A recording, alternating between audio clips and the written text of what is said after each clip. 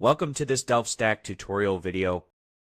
In today's tutorial, we will learn how to know your mobile activity on Chrome browser on a PC.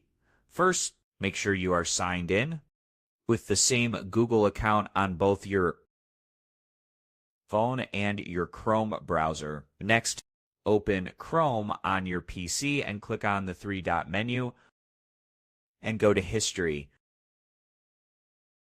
Scroll down and you will see your device. And when you click on the device, you will see the history that they have searched throughout the day. I don't use phone that much, so this is only my history for today. And if you don't see anything, go to your phone's Chrome app and open Settings and turn on Sync for history and tabs. Thanks for watching, and don't forget to check out the next DelftStack tutorial videos.